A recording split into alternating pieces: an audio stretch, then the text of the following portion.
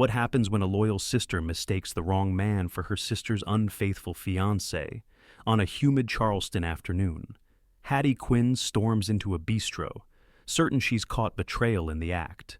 But her fury lands not on a scoundrel, but on Graham Whitaker, a millionaire still mourning his late wife while his formidable mother looks on with surprising interest. That one mistake sets off a chain of choices that neither Hattie nor Graham could have imagined. From a carriage house filled with order to a hurricane night that forces strangers into family. Their story is about more than romance. It is about dignity when money tries to buy silence, courage when storms test foundations, and tenderness strong enough to rebuild what grief has broken. But here is the question. Can a woman with nothing but honesty in her pocket truly change the course of a dynasty? And can love born out of accident and necessity become the kind of promise that lasts when the tide rises again? Stay with us as we begin. The secretary yelled at the wrong millionaire. Shockingly, his mother wanted her. As daughter-in-law, don't forget to like, share, and subscribe so you won't miss a single story. The air along East Bay Street carried the kind of weight only a Charleston summer afternoon could hold. Humid, salt-tinged, and heavy enough that even the breeze off the harbor felt tired. Hattie Quinn walked with purpose, her sensible flats tapping against uneven bricks, her cotton blouse sticking slightly at the back. She was used to discomfort, bills, responsibilities, the endless vigilance of caring for a father who no longer trusted his own memory. Those made humidity feel almost trivial. But on that afternoon, discomfort sharpened into anger when her eyes caught a familiar figure through the wide windows of a waterfront bistro. The man wore a red linen jacket. His hair, slicked back and a little too glossy, gleamed in the dim light inside. He leaned forward across a table where a blonde woman reached toward him, laughing as though the whole world had conspired to amuse them. Hattie's chest tightened. The sight was not surprising. Her instincts about Connor Hayes had been restless for months, but the proof was a wound she hadn't wanted for her sister Bethany. Her steps slowed, then quickened. She tried to breathe, to tell herself she might be mistaken. The jacket, the hair, the smug tilt of the man's smile, it all pointed in one direction. Her heart hammered as loyalty and outrage surged through her. She had promised her sister she would look out for her. Promises like that had weight. They were not suggestions. Hattie pushed through the bistro door, the smell of grilled shrimp and butter mixing with the sharper scent of her own resolve. She did not wait to study the scene. She marched straight to the table and planted herself beside it, voice steady, though her face burned. "Connor Hayes," she said, louder than she intended. "You should be ashamed." Chairs creaked, forks paused. The blonde woman's hand froze mid-gesture. The man blinked at her, startled. And then, in the terrible silence that followed, she saw at the slight differences. His jaw was stronger, his eyes cooler, sharper. The smile faltered not with guilt, but with offense. This was not Connor, but pride had already locked her words into the air. And so, Hattie kept speaking, because retreat would be worse than embarrassment. "I don't know what excuse you plan to use, but laughing with another woman while your fiancé waits at home isn't one." Across from the man sat an older woman, elegant in posture and dress, her silver hair arranged in a careful chignon. She regarded Hattie not with disdain, but with something closer to curiosity. Her lips curved, almost amused, while the man stiffened. Behind Hattie, a flash of movement caught her eye. Out of the corner of the window, she saw him, Connor Hayes, the real Connor slipping out the side door of the restaurant, head ducked, cowardice written in every hurried step. The truth struck like lightning. She had scolded the wrong man. A hush settled over the dining room. Conversations died. All eyes turned toward the trio at the corner table. Hattie's skin flushed hot, yet her voice did not shake. "Women deserve to be treated with honesty," she said, forcing her gaze to hold steady on the stranger she had accused. "If I speak out too soon, it's only because silence allows harm to grow." The man, Graham Whitaker, though she did not yet know his name, stared at her as if deciding whether to be offended or intrigued. His jaw worked once before he leaned back in his chair, fingers tapping lightly on the tablecloth. His mother, Evelyn, however, allowed herself a small, deliberate smile. When Hattie finally stepped away from the table, her heart thudded so loudly she could barely hear the scrape of her own shoes against the floor. She expected anger. She expected security to ask her to leave. Instead, the older woman rose with graceful composure and followed her outside into the damp air. "Walk with me," Evelyn said simply. Her voice carried authority softened by age, the tone of someone long accustomed to being obeyed. They strolled down the block beneath live oaks heavy with Spanish moss. The branches swayed in a rhythm older than the city itself. Hattie tried to compose herself, but Evelyn's presence pressed gently at her composure. They stopped at a small cafe where ceiling fans turned lazily above chipped wooden tables. Coffee arrived in heavy mugs, dark and steaming. Hattie wrapped her hands around hers, grateful for the grounding weight. What should have been a polite chat quickly felt like an interview. Evelyn asked about Hattie's work at Harbor and Tide Law, about her father, about her sister. She asked what fairness meant in a town where money often spoke louder than truth. Hattie answered with the same steadiness that had driven her into the bistro, though inside she felt the tremor of uncertainty. Why was this woman, wealthy, poised, clearly influential, taking such interest in her? The harbor air drifted through the cafe, thick with the scent of pluff mud and the promise of rain. Hattie's phone buzzed in her pocket, a reminder that Walter, her father, needed his evening medication. She pressed the silence button, guilt tugging at her even as she met Evelyn's gaze. To walk away now would feel like weakness. Evelyn leaned back, studying her. "You have a spine," she said at last. "Not many people bother to use theirs in public anymore." The words landed like both a compliment and a test. Hattie swallowed, unsure whether to thank her or defend herself again. Then Evelyn's tone shifted, softer but no less deliberate. She spoke of her son, of the company he carried, of a board that questioned his steadiness. She spoke of appearances, of the power of community trust, of the need for someone who could embody honesty in a way money could not purchase.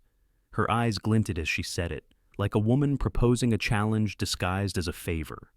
Hattie blinked, heart thumping in a new rhythm. This was no casual coffee. It was an invitation wrapped in mystery, pointing toward a world of old money and title schedules far from her own. She sipped the last of her coffee, its bitterness grounding her, and tried not to let her mind leap too far ahead. Rent, medical bills, and pride, all of it would soon weigh against this stranger's proposition. The following afternoon carried the hush that comes after a storm, though no storm had broken yet. Hattie sat across from Evelyn Whitaker in a study that overlooked Charleston Harbor. The window panes framed water that shifted between gray and silver, restless in its tides. The room smelled faintly of polished wood and lavender oil, the kind of scent that spoke of wealth carefully maintained. Evelyn did not waste time with pleasantries.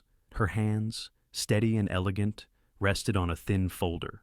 "My son," she began, "is drowning in appearances he cannot manage." Hattie kept her back straight, palms pressed lightly against her skirt. She did not trust her voice to fill silence too soon. Evelyn spoke of the Whitaker Maritime Trust, of an acquisition looming on the horizon, of board members who had lost faith in Graham's capacity to lead with warmth. Since the death of his wife, he had lived like a man carrying stone, precise in business but absent in heart. Shareholders wanted more than numbers. They wanted a picture that reassured them the family could still carry the city's trust. Her words were crisp, without pity. "Investors like warmth," she said. "They just don't want the mess that usually comes with it." Hattie heard the weight behind that phrase. Warmth without mess. A contradiction. A performance. Evelyn leaned forward, sliding the folder toward her. Inside was a proposal written in exacting legal terms, a 6-month arrangement, paid, with housing provided in the estate's carriage house. Hattie would serve as a community liaison, a public partner in Graham's appearances, a woman known for plain talk and steady work. The role required presence at galas, trust meetings, and local events. No romantic expectation. A break clause was written in careful black ink, almost kindly. Hattie traced the edge of the paper with her fingertip, not to stall, but to feel something solid under her hands. Her mind filled with images she could not set aside her father, Walter folding socks into a tackle box as though preparing for a fishing trip that no longer existed. Her sister Bethany trying to smile through the betrayal of a man who had slipped out the side door of a restaurant. Her own paycheck from Harbor and Tide Law stretched thin until the numbers hurt. Need pressed hard against pride. She imagined the carriage house. She imagined explaining this to her father on a day when he recognized her. She imagined the whisper of Bethany's voice, accusing her of stepping into something that was not hers to carry. But then Evelyn spoke again, and her words pierced the fog. This arrangement would cover medical support for your father. It would allow you to breathe for the first time in years. Hattie's throat tightened. To breathe. She had not thought of breathing as a luxury before, but she knew it was true. Still, suspicion stirred. Why her? Why not someone polished? Someone bred for society luncheons and effortless charm? Evelyn's gaze did not soften. Because when you stormed into that bistro yesterday, you cared more about justice than embarrassment. That is exactly what my son needs at his side. Hattie let the words sit in the air, heavy as the humidity pressing against the window glass. She thought about dignity, her father's, her own. She thought about the way Bethany's tears had dried into quiet determination. She thought about how much longer she could balance everything on her own shoulders. The folder lay open. The pen beside it gleamed under the desk lamp. From the hallway, a low murmur reached her. Two voices, professional, practiced. Martin Klein, the Trust's CFO, spoke in tones of caution, while Paige Holloway, the PR director, wove polished phrases about brand protection. They had drafted their own plan, Evelyn explained, one that would turn Graham's grief into a billboard. Photographs of his late wife, campaigns about resilient stories that played well on screens but left humanity hollow. Hattie's stomach knotted. She imagined her own father's face plastered on posters after he was gone, used as proof of someone else's character. The thought chilled her. Her choice grew clear. She lifted the pen, the weight of it pressing firmly into her hand. Her signature unfurled across the page, each letter steady though her pulse raced. She signed not because she wanted luxury or a new address. She signed because this path, however strange, offered her father dignity and her family a chance at steadiness. When she set the pen down, Evelyn's expression did not change, but something in her eyes flickered with satisfaction, as though a piece of her plan had clicked into place. "Good," Evelyn said softly. "You will move into the carriage house tomorrow. Graham may not like it at first, but he will learn." The study fell quiet again, the only sound the distant cry of a gull outside. Hattie folded the papers, tucking them into her bag as if sealing a promise. As she walked out of the estate later that evening, the sky hung low and pale. Salt air clung to her skin. She thought about the boxes in her apartment, her father's books, Bethany's half-packed things, the old quilt her mother had left behind. Tomorrow, those pieces of her life would follow her into a world she barely understood. She imagined the carriage house already salt-bleached stairs, lemon oil on the banister, clean sheets waiting in a room where she did not yet belong. The thought made her heart twist between fear and hope. The first morning in the carriage house arrived with the sound of gulls and the faint roll of the tide. Hattie stood at the doorway, new keys warm in her palm, the salt air pressing gently against her face. The small space smelled faintly of lemon oil and fresh linen, though the walls felt more like a stage than a home. She set down her suitcase and the old quilt her mother had stitched years ago. The quilt looked defiant against the neat bedspread, a scrap of past laid across a life she did not yet understand. Inside the main house, order hummed like electricity. Lights clicked on through phone apps. Thermostats adjusted themselves according to rules written by someone who valued precision above comfort. Even the pantry looked rehearsed, cans and boxes turned so every label faced the same way. Into this perfection, Hattie carried her cast-iron skillet, blackened from years of use, heavy with memory. She set it on the marble counter, a quiet rebellion. The next morning, when biscuits rose golden and butter filled the air, the kitchen smelled less like display and more like home. The Whitaker Maritime Trust Office sat downtown in a building older than memory. Wide hallways echoed with footsteps. Old maritime charts lined the walls, yellowed but framed, reminders of tides and trade that built fortunes. Donor names filled heavy wooden plaques, carved letters that seemed to watch every passerby. Hattie carried a cheap spiral notebook. She took notes in careful ink because the act slowed her mind to the rhythm she trusted. Computers could track numbers, but ink made her weigh words before writing them. She read files on scholarships and grants, tracing stories hidden between the lines. That was when she noticed the dock workers' scholarship, a program that had stopped after committee turnover. Applications lay unfinished, names waiting like boats caught in harbor. She touched the papers as though they were fragile, lives paused in mid-sentence. Paige Holloway noticed the notebook. She noticed the thrift store cardigans, the plain shoes, the absence of polish. To her, these details spelled temporary. Martin Klein noticed Evelyn's attention drifting toward Hattie. To him, attention meant threat. Evelyn herself said little. She tested without warning, placing small spoons deliberately on the wrong side of a saucer, or watching how Hattie greeted security guards at the door. Each time, Hattie responded with quiet correction, never flustered, always steady. Evelyn's eyes softened only for a second at a time, like clouds parting briefly to let in sunlight. Graham remained distant, his grief worn like armor. Yet he read Hattie's memos more than once. He saw no wasted words, no flourish, only clarity. He did not praise her, but his silence shifted. At night, the marsh outside the carriage house hummed. Crickets sang, and the tide breathed in and out as though the land itself was alive. Hattie sat on her narrow bed with the quilt pulled across her lap and called Bethany. She told her to be careful, to guard her heart. She wanted to say more about Connor, about betrayal witnessed in a flash of linen and laughter, but she held back. Bethany's voice sounded tired, too fragile for another wound. Later, she called her father Walter. He began the same fishing story he always told, how the sun had risen red over the water, how the line had gone taut, how the catch had slipped free, but the morning had been perfect anyway. His voice grew gentler as the memory slipped further. Hattie listened, even when the story repeated, because listening was love when memory could not hold. Days fell into rhythm. The estate's perfection pressed against her like a constant test. But the skillet on the counter, the quilt on the bed, and the notebook in her bag kept her tethered to herself. One afternoon, seated at a long table in the trust office, she placed the dock workers' scholarship file in front of Evelyn.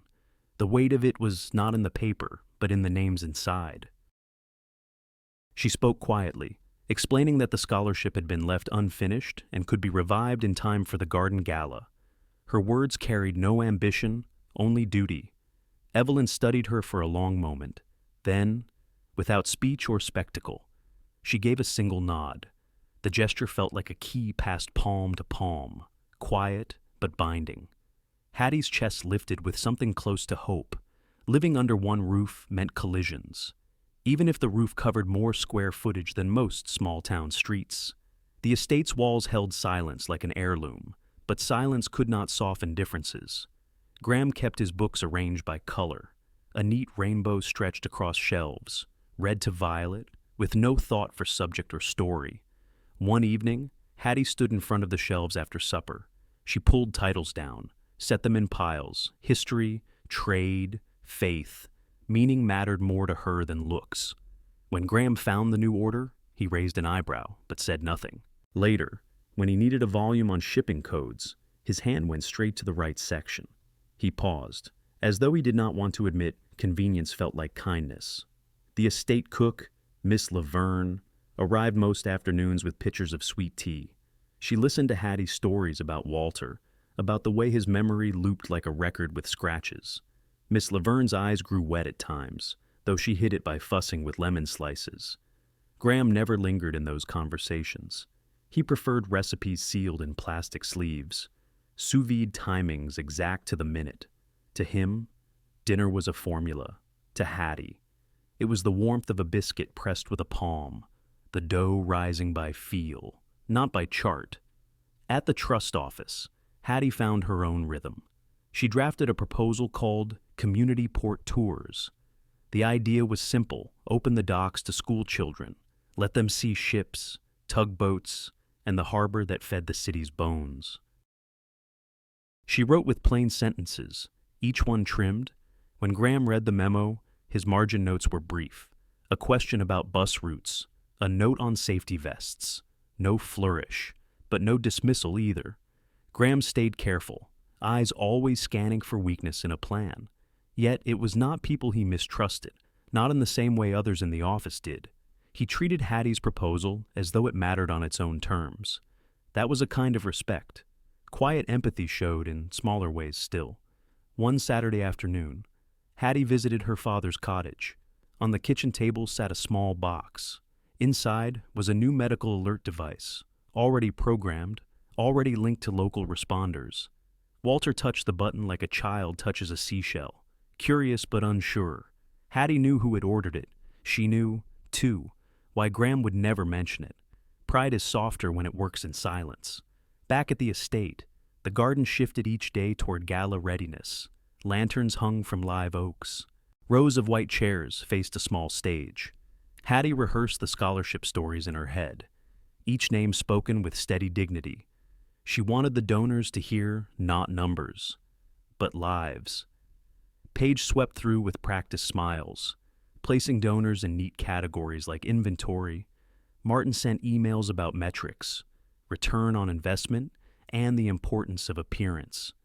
On Hattie's phone, a weather app tracked a tropical system far out in the Atlantic. Just a dot for now, but dots have ways of becoming spirals. She did not mention it, not yet. The days before the gala carried an edge. Evelyn tested her with sudden questions about tide cycles, about donor families from neighborhoods Hattie had never entered. Hattie answered steady, even when guessing. Evelyn's nods gave little away, but each one felt like another rung climbed. Then Paige slotted her into a donor preview, not the main gala, but a quiet evening where checks were written before speeches began. "It will be good practice," Paige said sweetly. Hattie understood the truth. Any misstep would echo louder in that room than in the garden outside. Helpful had just become hazardous. The evening of the donor preview carried the weight of expectation. Lanterns glowed soft along the garden paths, hydrangeas heavy with late summer bloom, and a hired quartet played strings that floated above the chatter of polished names. The air smelled of candle wax and wine. Hattie walked slowly, notebook in her bag, heart steady in her chest. This night was meant to test her balance on a stage built for other people. Servers moved with quiet grace, trays glinting beneath the lights. Donors gathered in small clusters, laughing too loudly at times, their voices sharpened by wealth and competition. Paige glided among them, every smile rehearsed, every hand extended as though it weighed nothing. Graham kept to the edge of the crowd, speaking sparingly, as if guarding his words. Evelyn watched from a seat near the garden steps, her presence enough to remind everyone who truly commanded the room. The trouble began with whispers. A case of silver, brought out for serving and display, had vanished. At first, no one spoke of it directly, but silence grew taut. Paige leaned into the gap, her eyes narrowing toward Rosa, the housekeeper. Rosa had been seen near the tent earlier, moving trays and linens as part of her work. She was a single mother, earning carefully, never late, never careless. But she was also the easiest target. Sometimes, Paige murmured to a donor, loud enough for others to hear, people forget their place. Hattie heard the words and felt heat rise in her chest. She watched Rosa's face, pale with confusion, her hands twisting in the apron she still wore. Fear showed not as anger, but as shame. And shame was dangerous, it could silence the truth. Hattie stepped forward, her voice calm, though her heart beat hard. "Let's slow down." Things don't vanish into air. They move. So let's find where they moved. Her logic was not sharp but steady, almost gentle, as if folding a sheet with someone too afraid to help. She asked for access logs to the tent. She asked who had delivered flowers, who had entered carrying boxes. She asked to see camera angles near the catering entrance. Her tone carried no accusation, only curiosity made firm. Guests shifted, some uncomfortable, others relieved that someone spoke with clarity. Graham's gaze fixed on her, unreadable, while Evelyn's faint smile gave away approval. Paige, though, stiffened, her plan to humiliate derailed by a voice that refused spectacle. The search led to a floral cooler at the edge of the tent. Behind buckets of stems, beneath damp towels, lay the missing silver, not stolen away for greed, but hidden in panic. The truth surfaced in the form of a temp worker, a young man hired through an agency. His hands trembled as he admitted it. He had debts. His wife was undergoing chemo. He had thought, foolishly, to hide the silver and return it later, buying himself time he could not otherwise find. But the fear of discovery had frozen him, and the act had grown heavier than he could lift. Hattie looked at him, not as a criminal, but as a man cornered by desperation. She spoke softly yet firmly. Restitution would be required. Accountability mattered, but punishment without compassion solved nothing. She reached for a solution, introducing him to a vendor who owed the trust a favor, a job that would pay enough to cover debt without theft. The silver would be returned. The lesson would remain. Rosa's dignity was restored. Her chin lifted. Her eyes shone with unshed tears. Donors, watching, shifted their weight. They had expected scandal, perhaps even enjoyed the prospect of it. Instead, they saw fairness in action, the kind of fairness money could not polish. Graham offered no words, but later, when Hattie caught his gaze, there was no distance in it. Evelyn's nod, quiet and measured, sealed the moment. Paige turned away, lips pressed tight, her plan slipping through her fingers. The quartet played on, the evening resuming as if nothing had happened, but something had shifted. Donors now looked to Hattie with trust, not doubt, and Rosa walked with shoulders no longer bent. As the last guests left, the air cooled slightly, carrying the smell of salt water deeper into the garden. Hattie tilted her face upward and noticed the stars. For a brief moment, pride settled into her like warmth. Not the dangerous pride that blinds, but the kind that steadies. Her phone buzzed with a weather alert.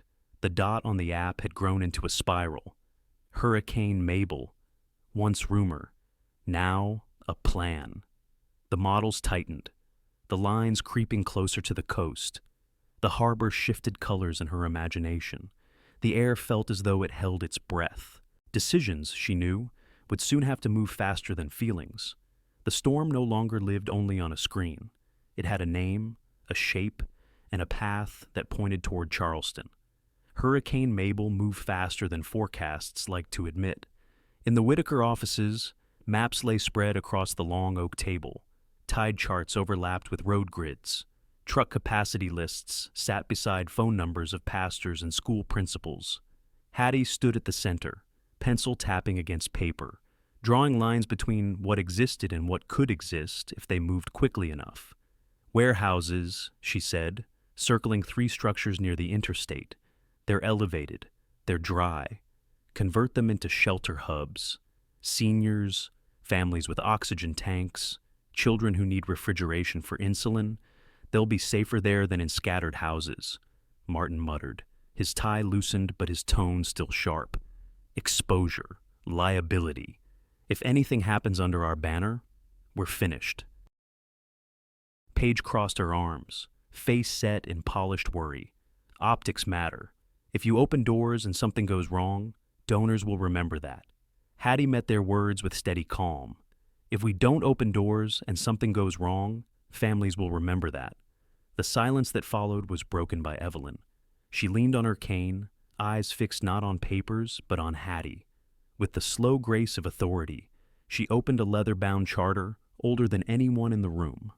Clause 17, she said, voice cutting through the tension.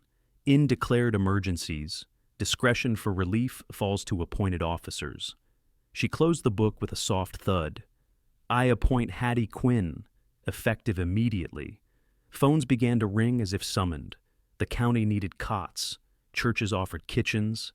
A volunteer group had blankets. Notes filled pages. Every call added another weight to Hattie's shoulders, but her back did not bend. By late afternoon, the sky had turned the color of pewter. Air felt heavy, as though the storm already pressed down on the coast. Hattie excused herself briefly and drove across town to check on Walter. His small cottage smelled faintly of mothballs and yesterday's coffee. On the table sat a tackle box. Inside were socks, photographs, a deck of worn cards. Walter looked up, smiling with the innocence of a boy. We'll need these, he said, as though preparing for a fishing trip that time had erased. Hattie's throat tightened. She folded the socks properly, tucking them back. She listened as he told the fishing story again, how the line had tugged, how the sun had flared red, how joy had filled him even without a catch. His voice softened with every repetition, like waves smoothing stone. She kissed his temple before leaving, guilt climbing into the passenger seat beside her. The storm gathered while she drove, clouds pulling across the sky like curtains. Back on the island, the estate buzzed with controlled chaos. Trucks pulled up. Volunteers unloaded pallets of bottled water. Clipboards passed from hand to hand. Graham stood near the entrance, jacket discarded, sleeves rolled. He watched as Hattie juggled 17 moving parts, one ear pressed to a phone, one hand marking routes, her eyes always lifting to meet someone's gaze. She did not just give orders. She listened. She remembered names. She thanked people with sincerity that felt like ballast in the rushing current of fear. Generators hummed, lights flickered, and still she steadied the room. Graham, for the first time in months, felt grief shift. Watching her reminded him of tide pilots, people who guided great ships through narrow channels, invisible until the moment you realized your survival depended on them. By evening, rain began to pepper the windows. The first bands of Mabel brushed the coast, a warning before the strike. In the control room, Hattie drew one more line on the map. If bridges close, she said quietly, these 3 neighborhoods will be cut off. Evelyn's eyes narrowed. When Hattie checked the radar, by dawn, engines would soon start, windows would rattle, and someone, very soon, would have to choose who got help first. Sirens wailed against the roar of wind. Salt spray swept across the island as if the ocean had claimed more ground than it owned. Hattie stood inside the converted warehouse, clipboard in hand, reading names from a list. Each name was not just ink, but a person breathing, waiting, depending. Wind tore at the palms outside. Oaks bent until their limbs cracked like bones. Generators stuttered, dimming lights until shadows seemed to lunge across the room. Shelters filled past capacity, yet still people came, clutching children, holding leashes with frightened dogs, dragging plastic bags stuffed with their lives. Hattie moved among them with steady steps. She spoke calmly, directing volunteers like a quiet conductor. Her voice cut through panic without shouting. Oxygen-dependent seniors were given corners nearest to outlets. Families with infants received cots shielded from drafts. She asked about medications, about food allergies, about pets. Each question carried weight, reminding people they mattered even in chaos. By 3 a.m., the storm had not eased. Rain slashed sideways, the roof rattled. Yet inside, life continued in small, stubborn acts. Volunteers served hot grits, ladled from giant pots. Children ate slowly, the warmth steadying them. Wet dogs were wrapped in old beach towels, trembling but safe. Exhaustion lined every face, but kindness softened it. Graham drove a supply truck through standing water that lapped high against the tires. He followed Hattie's radioed instructions, voice crackling through static. Go east first. They have 3 oxygen tanks running low. He did not argue. He trusted. He watched how her steadiness pulled panic down from a cliff, She seemed tireless, though he knew no one could be. He found himself admiring not just her mind, but the way she carried the weight of others without losing her own center.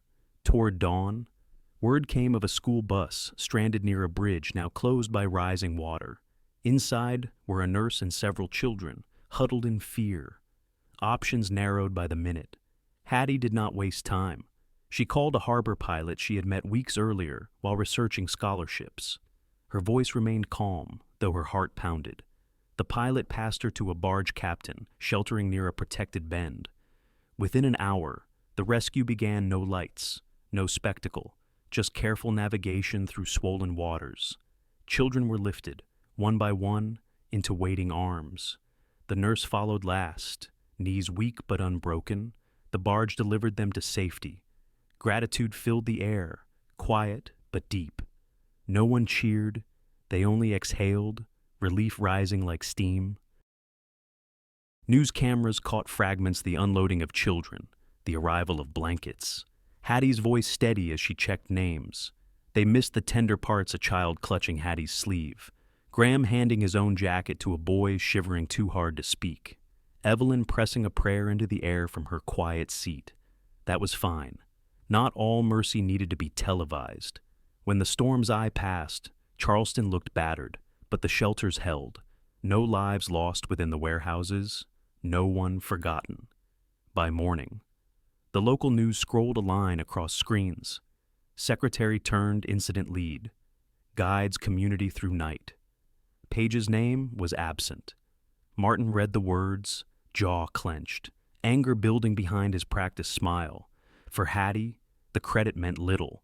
What mattered were the names checked off her list, each one alive, accounted for.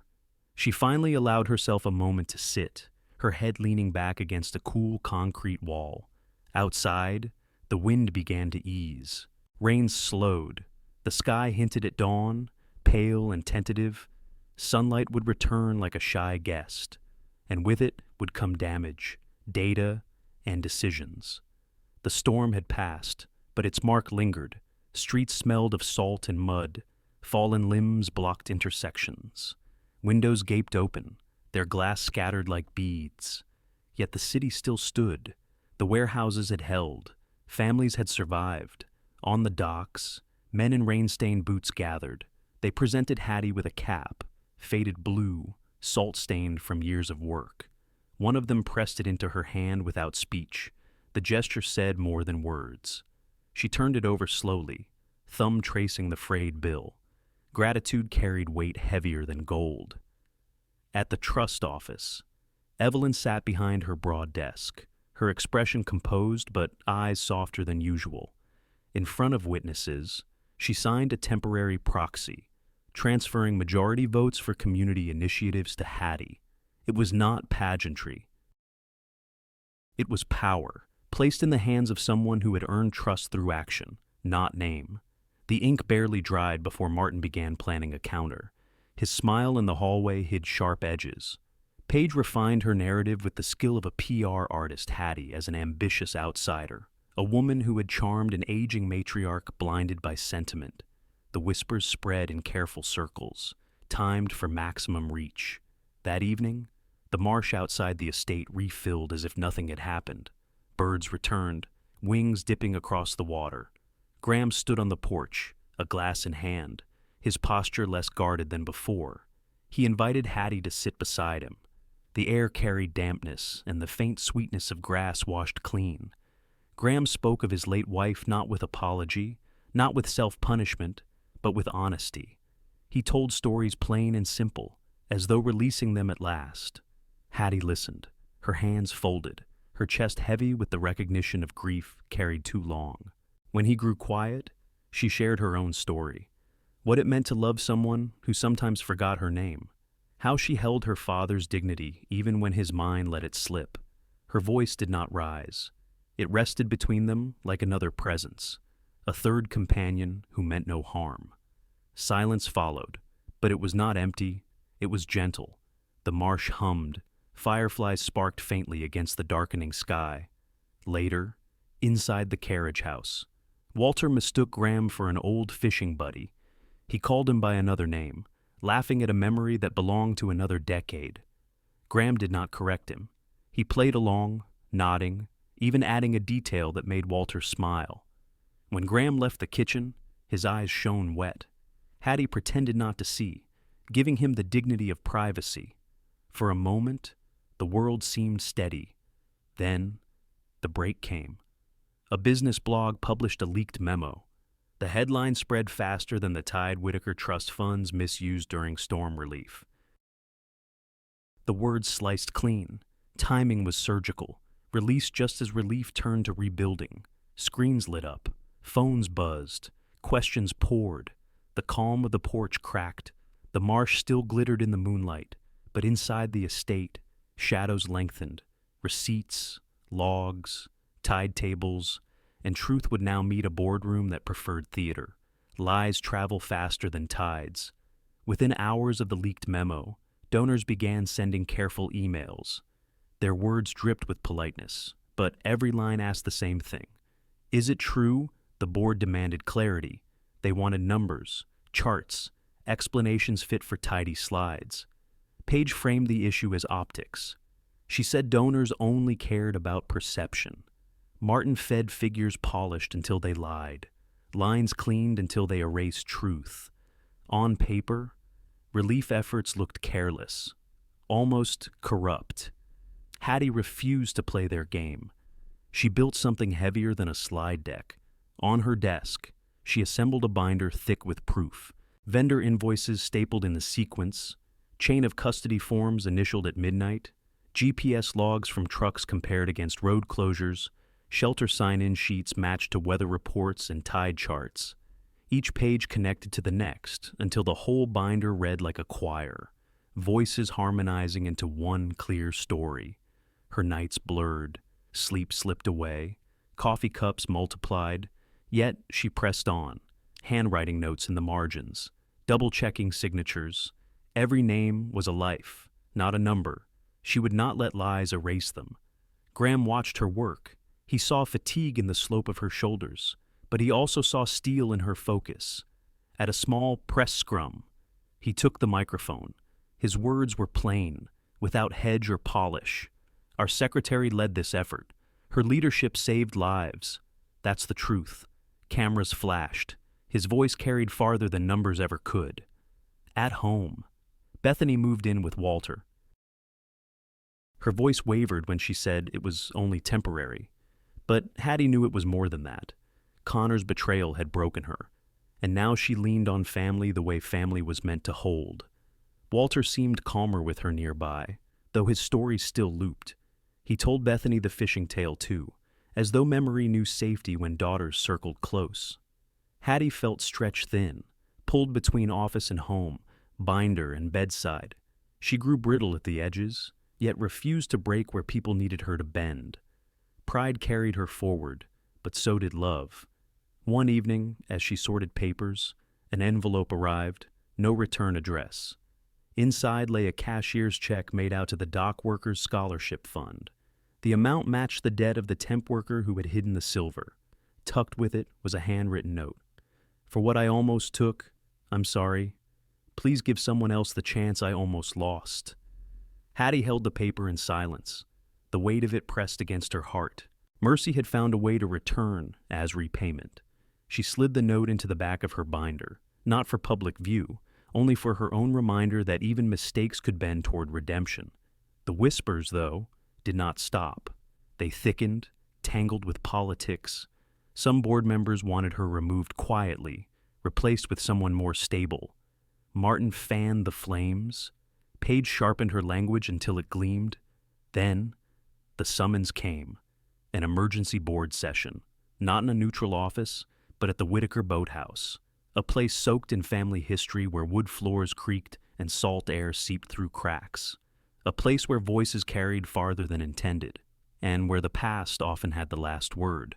Wood floors, salt air, and men who forgot that paper could cut were waiting. Spreadsheets can lie. Tide tables do not. Hattie carried that thought like a touchstone as she stepped into the Whitaker Boathouse. The old place breathed salt and pine. Wood floors creaked with every shift of weight, as if the boards themselves remembered storms from a century ago. Windows stood propped half open, letting in a thin ribbon of harbor wind that smelled like wet rope and iron. Chairs ringed a scarred conference table. Donors and board members filled them with the uneasy posture of people who wanted a quick verdict more than a patient truth. Martin sat at the far end with a laptop already open, face arranged in the calm of a man who had rehearsed both his lines and his outrage. Paige hovered to his left, a pen poised above a legal pad, concern sharpened into something that could wound without leaving a visible mark. Hattie set her binder down. The thing looked home-built and stubborn tabs bristling, edges softly bent from use. Beside it, she placed a thin tide chart and a printout of bridge closure advisories. Her hands were steady. Her breath counted its steps. Martin rose first. He clicked to a slide where numbers marched in obedient columns. He spoke of contracts steered to small vendors who, he implied, were Hattie's friends. He traced arrows from purchase orders to surnames. He tilted his head in a gesture that said, "This is unfortunate," without admitting he'd arranged the scene. Paige nodded at intervals, eyes lowered just enough to suggest sorrow on behalf of the institution. Murmurs moved like a wind through the room. Hattie waited until the slide deck exhaled its last tidy accusation. Then she opened her binder. Her voice never climbed. She began with timestamps calls logged at 1:12 a.m., 3:47:503. She laid chain of custody forms next to invoices, signatures aligning across pages like stitches closing a wound. She slid GPS logs forward and circled pings with a blunt pencil. Trucks did not move according to rumor. They moved according to fuel, road, and law. She laid the tide table on top of Martin's spreadsheet and aligned it with the bridge closure notices. Routes that looked suspicious at a desk made blunt sense beside a flooded span at 4:10 a.m. She described the oxygen tanks that needed power and the infants who needed formula. She did not decorate the facts. She let the order of the night speak for itself. You could almost hear the hum of generators in the way she spaced her sentences. You could almost feel the pressure change when a bridge gate came down and a driver had to turn. Silence shifted. Chairs stopped creaking. The wind through the windows seemed to steady. Paige's pen paused over an empty line. The double doors opened, and Evelyn entered with the timing of someone who understood theater but respected trial. A cane tapped once. She did not look at the screen. She looked at faces. One by one, the way mothers do when children insist a lamp fell by itself. Her gaze held a quiet warning. She had heard everything and forgotten nothing. She asked for the charter.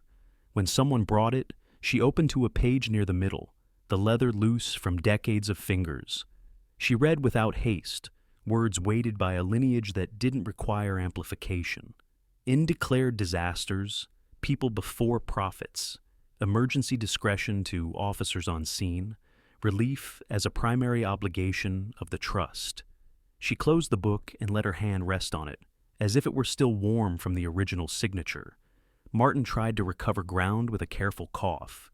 He spoke of perceptions, donor fatigue, reputational harm. He lifted a page that claimed consulting efficiencies had been ignored.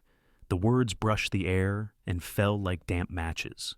From the back, a voice rose, rough and low. A senior dock worker, jacket clean for the meeting, though his hands were stained by a life of honest work, stepped forward. The board knew him. They had shaken his hand at Galis for decades, accepting the grip and the photo without the stories that lived inside it. He did not look at Hattie. He looked at Martin. He told them what Martin had asked for before the storm, a consulting fee that looked like a kickback, a promise that a portion of relief contracts would pass through a shell that wore a different suit but carried the same signature. He quoted the amount. He named the date. The room shifted as if a tide reversed beneath the floor. Silence spread, crisp and thin. You could hear the gulls outside. You could hear someone's thumbnail click against the barrel of a pen, then stop. Hattie did not smile. She did not look triumphant. She kept her binder open and her palms flat, as if steadying the table itself.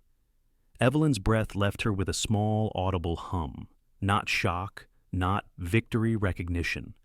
She reached for a single sheet already prepared in her folder and laid it where everyone could see.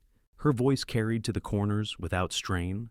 The temporary proxy she had signed after the storm would now convert to a permanent transfer of controlling votes to Hattie for all Community Impact Matters scholarships. Crisis response, relief partnerships. The authority would be clear, documented, and immediate. There were no gasps, only the smallest rustle of fabric as people adjusted to a new center of gravity. Evelyn faced Martin. The words were simple: removed for cause, pending a full audit, escorted from the building before day's end. No flourish, no scold, just a sentence closing. She turned a page and offered a severance that included a narrower future, no more control of narratives, a term of non-disparagement, and an expectation of pro bono hours for small nonprofits if she wished for any letter of recommendation at all. Page's chin lifted a fraction. Pride made a last show of backbone. But her eyes flickered toward the harbor, as if the water itself had reminded her what endurance looks like and what it does not forgive. Someone asked whether donors would understand. Evelyn answered with the smallest smile. Donors understand what the tide understands, who shows up when the wind rises and who waits to see which way it blows. She gestured toward Hattie's binder. Evidence had already outlived opinion. The meeting dissolved not with applause, but with chairs scraping and papers stacking into new piles that admitted their own errors. Men who had doubted walked past Hattie and found themselves nodding before they knew what they were doing. The dock worker touched the brim of his cap in a quiet salute and left without waiting for thanks. Graham lingered near the window, hands in his pockets. He watched Hattie close the binder and gather her charts. Pride moved across his face like sunlight across shallow water, quick and clean. He said nothing. He did not need to. His silence was not distance now. It was witness. Outside, the tide had turned. The harbor lay flatter, the chop smoothed into a skin of pewter. Boats rocked less against their lines. A heron stood ankle-deep at the edge, patient as an old priest. Hattie stepped into the breeze and let the salt lift the damp hair from her neck. The noise of accusation had fallen away. What remained felt like the aftermath of a hard storm, debris visible, sky clearing, muscles tired in a good way. She thought of Walter's tackle box with its folded socks. She thought of Bethany making coffee in a quiet kitchen. She thought of a porch where grief had finally been allowed to speak without being asked to perform. When the noise dies down, the heart speaks up. Two people must decide what to be when the crisis is no longer an excuse and the future asks for ordinary courage. She turned toward the path that led back to the estate, binder tucked against her ribs like a book you keep close because it tells the kind of truth tide tables do. When crisis ends, quiet can feel like a test. Charleston exhaled in slow breaths.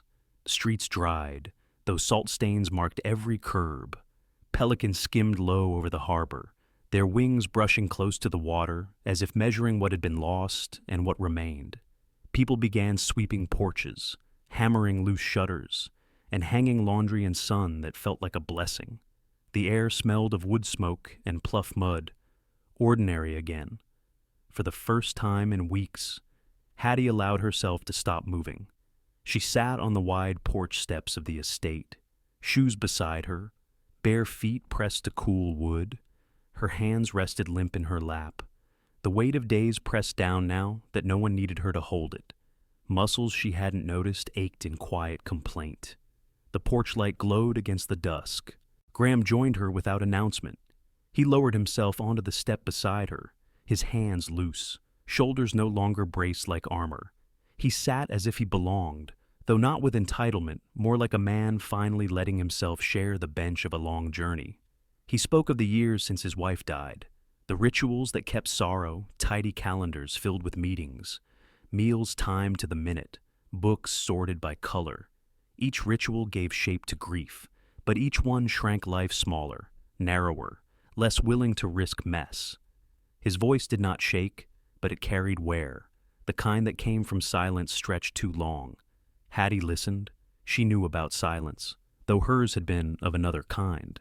She shared how caregiving for her father had become not just duty, but habit, a habit of self-erasure, of setting herself aside so someone else could continue. She admitted the fear of losing herself entirely, of forgetting that her own needs also carried weight. They did not promise impossible things. They vowed only this: to let tenderness be useful and not just pretty, to let it show up in meals, in arguments, in the ordinary, to let kindness be a tool, not decoration. Evelyn opened the porch door and stepped into the lamplight. She carried a small velvet box, old but polished. She did not announce a ceremony, only placed the box on the railing. Inside was a pearl bracelet, smooth and glowing in the soft light. "It was my mother's," she said. Her words were simple. "If you want it, it means welcome. It means this is your family." Hattie touched the pearls, their coolness against her fingertips. She did not fasten them yet. She only held them, letting their weight settle like an anchor she had not expected. That night, Bethany found a letter folded inside one of Walter's books. The handwriting wavered, but held steady enough to be read. It had been written on a bright day months ago, when clarity had returned to him like a visitor.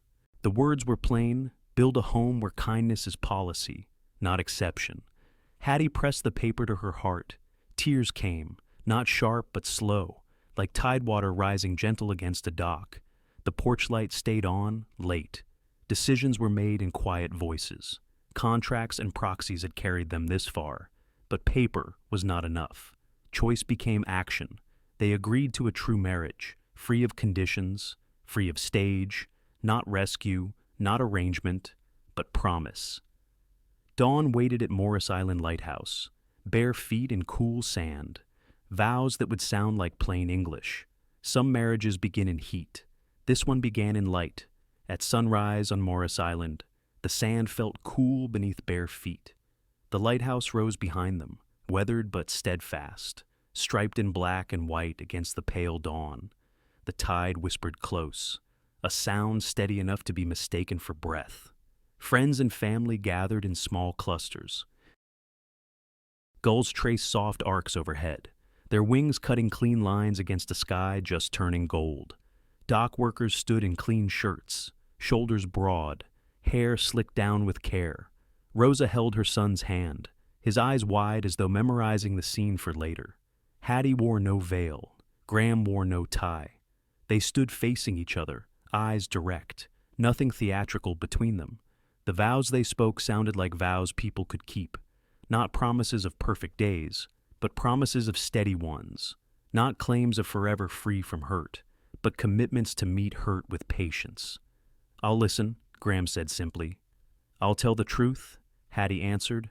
"I'll forgive slow, but I'll forgive," he said. "I'll hold pride lightly, so we can hold each other," she replied. The words fell quiet, but they settled deep. Evelyn wiped her eyes and laughed at herself for it, pulling a handkerchief from her sleeve. Laughter softened the edges of tears. Bethany stepped forward with a folded page. Walter had written it on a day when the fog of memory lifted, and the words held firm. She read aloud, voice shaking but clear. "Build a home where kindness is policy, not exception." The breeze lifted the page. The tide carried the line farther than any amplifier. After the vows, papers were signed on a small wooden table, but more than signatures marked the morning. The trust announced 2 new commitments: the dock workers and caregivers scholarship and a permanent hurricane relief fund. Both would run with transparent reporting and community oversight. Policy finally caught up to compassion. Grace stretched wide, but did not lose its standards. Even Paige, absent from the circle but not forgotten, felt the ripple. Her severance included pro bono crisis planning hours for small nonprofits. Hattie drafted the letter herself, neutral, defending skills, leaving character to time. It was not revenge. It was structure, a way of saying even fallen tools could be sharpened for good. The day carried warmth without spectacle. When the tide rose higher, people hugged in loose groups, then drifted away across the sand. Only footprints marked that something sacred had passed. That evening, the porch light glowed again, Plates of peaches sweated in the fading sun, cornbread steamed from a pan, butter waiting in a chipped dish. The marsh turned copper, then blue, as the sky lowered itself toward night. Walter sat in his chair during a lucid hour. Hattie leaned her head on his shoulder and hummed the fishing song he once taught her. He tapped his fingers in rhythm, smiling faintly, as if for a moment the years folded back to a morning on the water. Graham carried plates inside, then returned to kiss Evelyn's cheek as he passed. She touched his arm, approval quiet but whole. They spoke, not of wealth or headlines, but of what life could look like, smaller than the city expected, larger than fear allowed, fewer galas, more marsh walks, work steady and unshowy, the kind of good that endures when storms rise again. The lighthouse still stood across the harbor, its light sweeping slow, reminding them that structure kept, tended, and trusted was love's truest shape. Love became governance. The story closed not with fireworks, but with structure designed to hold strangers when the wind rose again.